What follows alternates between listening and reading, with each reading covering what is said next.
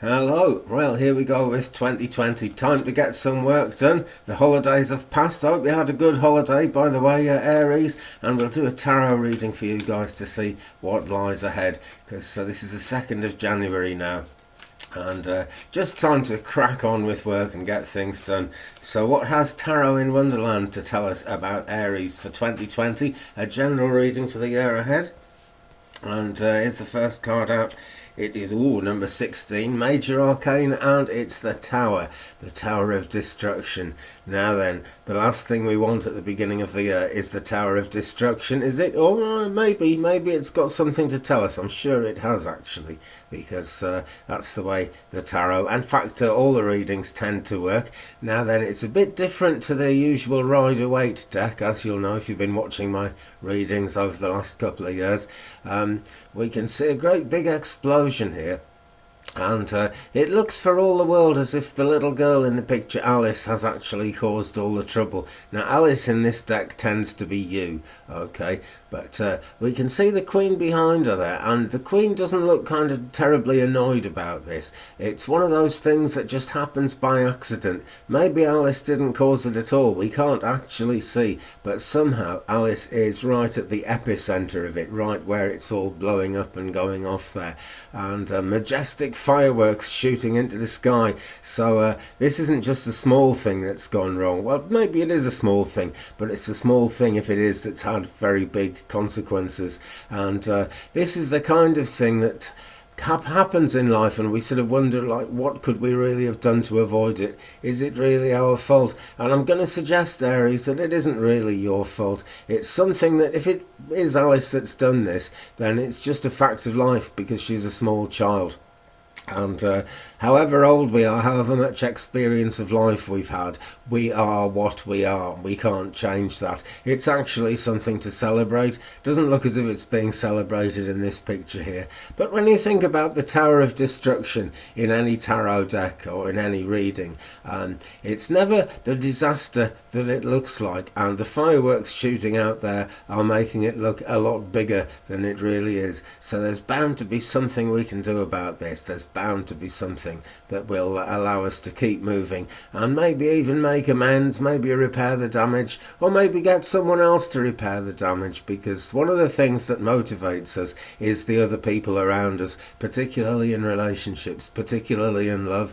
Sometimes we're trying to love somebody who is just predisposed to bring problems with them. We've all got problems, let's face it, and I don't think you can have a love life without any problems ever coming up in it. But there is certainly a problem here, regardless of whose fault it is, regardless of what's going on. Okay, let's do some more shuffling and find out and say, tell us more about this this card, the Tower of Destruction, which has come up for the sign of Aries as a general 2020 thing. And it's the beginning of 2020, okay? So that's not going to be your whole 2020 by a long way, Aries. I'm quite sure of that. But it's certainly, we're starting the year with, things that worry us, which have hung on really from last year and from previous years and just from the whole of life experience. And as we go into a new year, it is much better to be looking for solutions and looking forward. But whatever we do, we're always standing on the shoulders of what we did in the past. So it is worth thinking a little bit about the past, but only in the context of what it's good to be able to do about it. Okay, so what have we got? Now, Queen of Cups. So I guess we're longing for things to be better than they really are. Now, the Queen of Cups is a little bit impractical.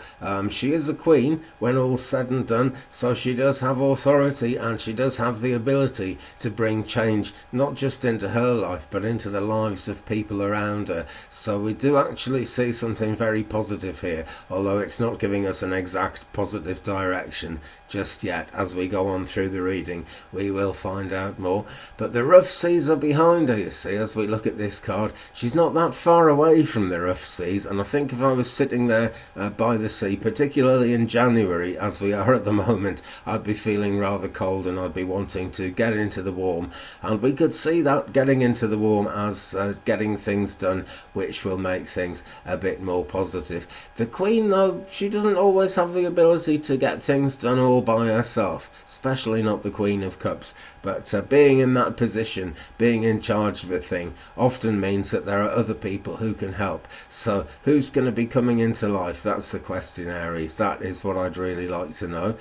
We will find out more, though. We'll do more and more cards to look further into this as we go along. But it's all about longings. It's all about desires. And in love and in anything in life, actually, we are driven to a large extent by our desires. Nobody is doing anything, even if it's a dull job that we don't enjoy doing. We're always doing it because of where it's actually going to get us, where it's actually going to bring us out in life. And I really enjoy this job of working on YouTube. Actually, it's really positive because it just is, it's a cheerful thing. It's based in entertainment, and it's always about sort of what people want and what makes people happy in life. But with the tarot, of course, we're looking really in more of a sense of balance. And the Queen looks very balanced here, looking into her cup and wondering what's in the cup. Well, we shall find out, shall we not, my friends? Okay, so we've got the Tower of Destruction. We've got the Queen of Cups looking longingly into her cup here. And we'll find out some more about which way we are going. I'm using Tarot in Wonderland, by the way. It's a great deck. I sort of avoided using it for a little while because there's a new rule with YouTube that you mustn't do stuff that appeals to children unless it's children's content, and then if you do they might take your channel down or something, and I didn't want that to happen. That would be very much the Tower of Destruction for me. But you know what, whatever the truth is always the truth. So I'm going forward with this because it's been popular with people, and I'm sure it'll keep on being popular with people. So let's put it down. And what have we got? Turning over the top card, we have got the Queen of Wands. Now, she is a very serious queen, rather different to the Queen of Cups. The Queen of Cups seems to lack experience in lots of ways. Now, she's a grown-up lady, the Queen of Cups, and I'm sure she has some life experience, but it's nothing to what the Queen of Wands has got here. She is a very serious character. I see anarchy in matters of love in this card a lot because of the black heart on the red flag there. It's this is a black and red anarchy colours. So we're looking at a need to make some changes, radical changes, which not everyone is going to support. Not everyone around us is going to understand. But Aries, this card having come up, and this is a 5-card tarot spread, by the way, so this one is very much the heart of the matter. Whatever's come up is not just not going to work for everyone. That's a fact of life, but it's very likely to work for you, Aries, particularly if you think about it, and particularly if you're careful about what you're doing, because when the Queen of Wands comes into the picture, we've really got to appeal to her sense of logic. She is very she's just got so much life experience that there's no telling her that she's wrong, basically. And is there no telling you that you're wrong, Aries? That can be an issue, certainly a lot of the time. But it looks to me as if you're in a fairly powerful position with this one coming up right at the heart of the matter, right in the middle of the 5-card spread here, because she takes no nonsense and she does listen to her intuition. See, the black cat there is reminding us of her intuition. So even though in some ways what she's thinking would seem like total anarchy to some people, she is actually really in charge of things, and she's on top of her wits. She's actually seeing things through the third eye, which I'm always telling people is the best way to see things. We see a lot more with the third eye than we see with the round things at the top of our faces, which is a really good thing. But you see, she's a very, very practical lady, and the intuition, the insight, the psychic side of her is really important to her, because it really is a thing. We live in a world where everyone is always trying to tell us, oh, that psychic stuff doesn't matter, don't listen to psychics, don't bother with all that, just kind of plod on with everyday life and accept things in the dull, dreary sort of chain of logic that the things go in. Well, she is quite a logical character, actually, the Queen of Wands, and she is about getting things done in a practical way, but just don't lose sight of that intuition, okay? Now, whatever's going on in love life or any area of life that doesn't appear to suit, that doesn't appear to work, let's remember that everything actually happens for a reason, and because of the black cat in this card, we do have the ability to change things, and we do have the ability to move things forward, okay? So let's have a quick recap. There are some more cards to come, and then even more cards as we look for significance. We've had the Tower of Destruction there and the Queen of Cups, and those two really kind of going together at the beginning of the reading. This essentially is all about what's happened, what's been going on, and this is where we start to think about how could we actually move on from that position. And just coming back to this one, it really is important not to blame ourselves. We've all seen children who just don't, not just children, but people who just don't understand what it is that they're trying to do, making a mess of it, even though they might have had the best will in the world. Now, that doesn't actually get over the fact that a problem has come up and that something has gone wrong, but it does give it a rather positive slant, shall we say, because it really isn't your fault whatever's gone on here. And okay, so then the Queen of Cups, she's thinking about it, she's very contemplative, and the Queen of Wands, who is all about getting things done, and she's not a happy looking lady in this card either, actually. Someone's really got on her nerves, and she wants action, she wants something done. So what is going to get done? What is going to happen? That's the question we've got to ask. Okay, so Tarot in Wonderland.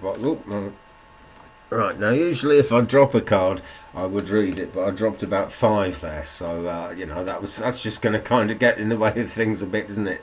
So I've picked them up, they're back in the deck, and we will see if, oh yes, one of them has come up. Yes, it's the Queen of Swords, another queen. Right, now the Queen of Swords really is about logic. I kept wanting to say logic about the Queen of Wands there, and the Queen of Swords, much more to do with not so much thinking about things as actually getting things done.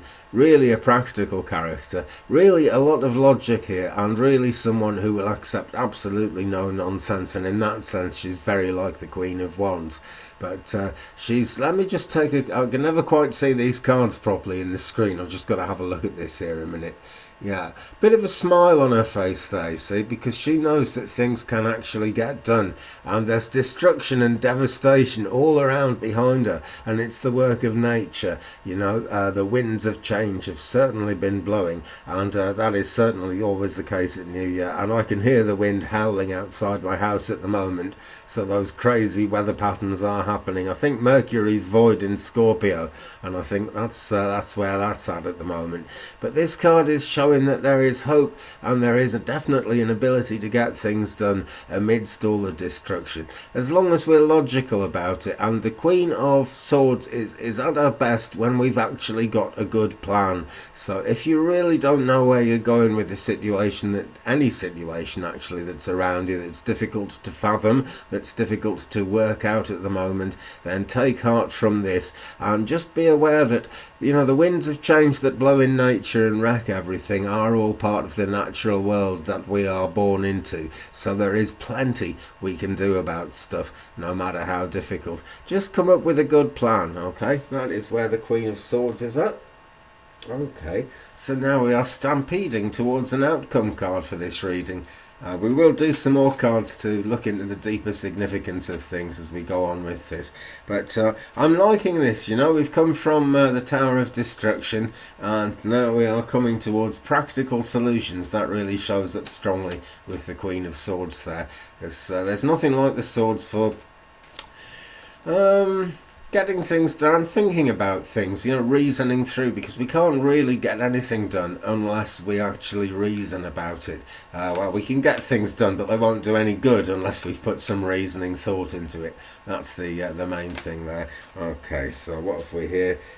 First card off the top, it's the King of Cups. So we are actually back into quite a lot of thinking, quite a lot of contemplation, and here he is like the Queen of Cups, staring into his cup and wondering what is actually coming towards him, what he can actually do about it if it does come towards him. And he's all at sea, isn't he? He's right out on the rough sea there, and we've been talking about, well, particularly with the Queen of Cups, she had her back to the sea and all that was behind her. Now this is about going back out into the thick of it and actually getting it done, putting things into action. And a lot of contemplation does need to go into that, because as I was saying with the Queen of Swords, you know, it's stuff that we've got to think about. We've got to have a logical, reasonable plan in some way. But we don't spend forever contemplating our navel, you know. We get out there and we actually do something, and that is what the King of Cups, is all about here. Doesn't look the happiest chap. Let's just bring that up closer to the camera so you can see. Doesn't look a happy chap there. And he's got a deck of cards in his hand. So very much like us, he's looking for inspiration in a deck of cards. And there is nothing wrong with that, actually. The way the tarot developed back in, I think, the 15th, well, maybe even the 13th century, was that, you know, people who could afford it, people who had a lot of money and a lot of wealth, would pay artists just to produce series of small pictures that they could sit and look at rather than just hanging them on the wall. People would have these possibly little books of pictures sewn together somehow, but just a series of pictures anyway, definitely. And they would look at these pictures and they would contemplate life, and it would give them an overview and a different view. It sort of lifts you out of just that chain of cause and effect that I'm so often talking about, the way the world is every day and the things we think can't be changed. And it would give you some idea how things could be changed. And that's what the King's up to here. He's looking at his deck of cards, he's looking into his cup, because he knows that there's a lot of chance involved. And there's really a lot of chance involved because he is out on a rough sea there. But he's sitting on his throne, he's well dressed, he doesn't actually look as if he's got wet yet. But look at those slanty, thundery clouds in the background. It looks like there could be trouble ahead. We have to somehow overcome that vision of trouble ahead, you know, because there always is a way forward. Now, I'm going to do an oracle card now from Work Your Light by Rebecca Campbell. A lovely, lovely deck, this, actually. If you haven't invested in one of these and you're into your cards, I would strongly suggest it. It's a very spiritual path that is shown through these cards. You see, there's no roof on the building here. It's open to the sky. And our lives are all open to the sky, you see. That's the thing. No matter how carefully and how strictly we try and control things and keep them in balance, we are in this natural world. And just like the King of Cups, he is open to the sky. There is, you know, no matter how much worldly power we have, no matter how much strength we've built up, things can still come along, winds of change, and they can blow us about, and it's really a positive thing, you know. It tends to scupper our plans a lot when nature gets involved like that. And certainly in relationships, there's always going to be that wild card thing of what the other person is thinking, where the other person is actually trying to go in life at the same time as you're trying to go where you think it would be good for you both to go in life, or in work, or in anything you do. Anyway, let's have a card off the top of this deck now. And it's play. Here we go. Now then, many of the cards all of the cards in this reading have been pretty serious, apart from the Queen of Cups, and this is making me think of the Queen of Cups. This is coming away from that whole logical thing again, and let's bring the card up a bit closer so you can get a decent look at it. And it's just playing, and let me see, what does it say? Have fun, celebrate, and don't be so serious. Well, the Queen of Cups is pretty good like that, but we do see in the reading that then the Queen of Wands comes in, and then the Queen of Swords comes in, so there's things to do and there's things to think about. And of course the King of Cups was very serious indeed. But it's best to have a bit of happy time in your life if you possibly can, a little bit of time away from it all, to sort of relax, recuperate and recharge your batteries before you go into the fray, okay, because that will give you a chance to go into the fray in a much more positive way, and it will allow you to think positive. And if you have a positive frame of mind as you start tackling things, then things are going to go a lot better. Are they not? I'm sure they are.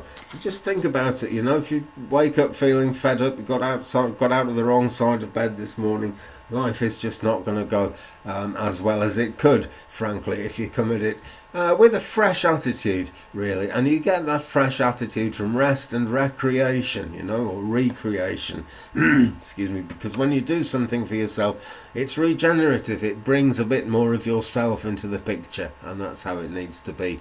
Now, I'm going to go into Kyle Gray's Keepers of the Light, because I think this is all about working your light, actually.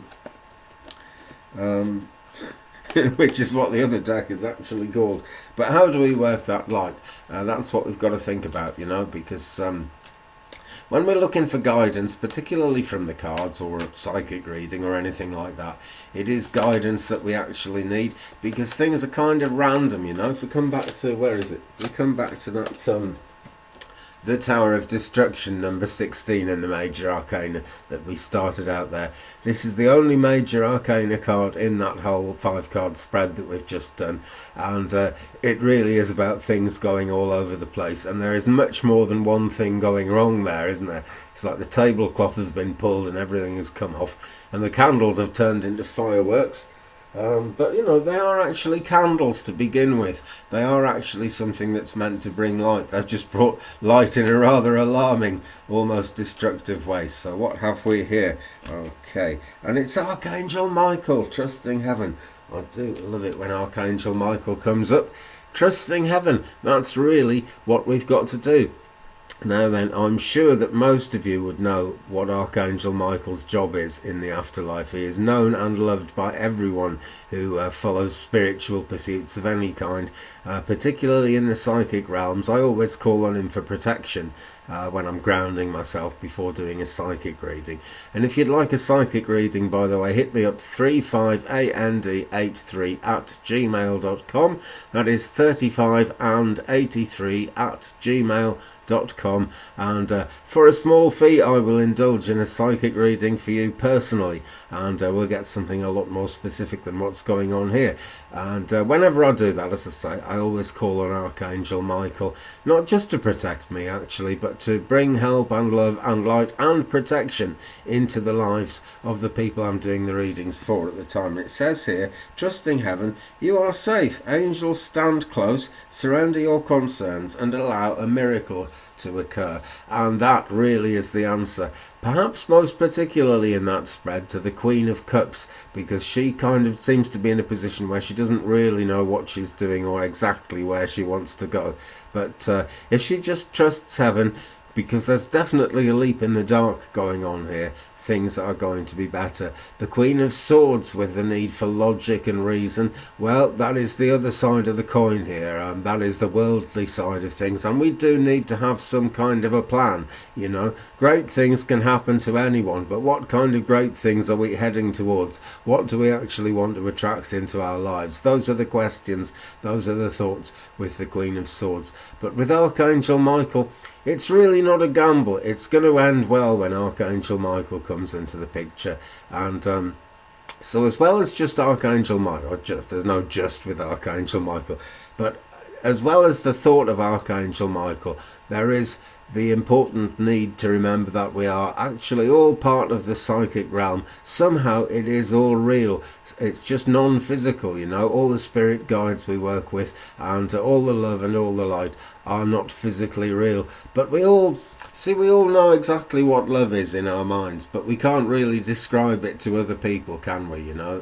It's something that needs no food, though. It's not a physical thing, and that's why it doesn't always make sense in the real world. What we really need to do is keep moving forward, and when we don't know really how good and how positive things can be, and when we get a character like the Queen of Wands who is going to ruthlessly get things done no matter what, then we do find ourselves a little bit concerned. And Archangel Michael, just knowing he's there, he allows us to actually take that leap in the dark, because in reality there's no such thing as a leap in the dark. You know, somehow up there in the cosmic realms, in the heavens and in the psychic side of things, it's known, it's written in our book of life, it's in the Akashic records what's going to happen, where we're going to be going. It is all there. it's all planned out somehow, and you know, we plan these, that we take part in the planning process before we ever come to this life. We've all got something to do, and there is a reason why we are specifically us. So particularly Aries, if you're asking yourself, why is this happening to me, oh no, then as crazy as things may seem, it is actually all part of the plan somehow. Archangel Michael seems to be in charge of that. In fact, I'm sure he is, and he seems to be telling us that we can trust, and we can actually take those leaps in the dark, because it's a leap in the dark to us, but it isn't a leap in the dark in truth, because particularly if you hold that intention of being a light worker and that you want to work your light, then you will be able to. You know, we are strongly supported when we do those things. Okay, Aries, well, I'm going to leave it there. I will say it again, 35 and 83, that is 35and83 at gmail.com if you'd like a reading, or if you'd just like to get in touch. It's always great to hear from people. Thumbs up, please, if you've enjoyed this video. Don't forget to like and hit the subscribe button if you'd like more of this, and there will be much more of it coming. We'll be going through all the signs quite often, actually. I'm just going to keep the cycle going. It's difficult for me to upload to an exact schedule because I live miles from anywhere, and I've got an old copper wire. There's no fibre optics going on here, so I can't always promise I'll do this many readings a week, but I keep working through the zodiac all the time, so there will be more. So subscribe, tap the bell to receive all notifications. That's the way to go with that one, and leave me a comment, guys. It's always good to share the journey with you, and I notice the community spirit sometimes builds up with the comments as well. You know, you might write a comment and someone else, not me, well, I'll get back to you most certainly. I'll leave a comment as well and a reply, but someone else might actually say, oh, you know, this has happened to me, or I'm feeling like this at the moment, or something, and we get a synergy coming together. The internet is actually a very, very good thing in that way. We're always being told that, oh, you know, the internet is no good and it's changing everything, but it's actually doing it in a very magical kind of way. There are many, many videos on YouTube, actually, and there are many, many things that have been written about how people have found correspondences within the internet. Things just pop.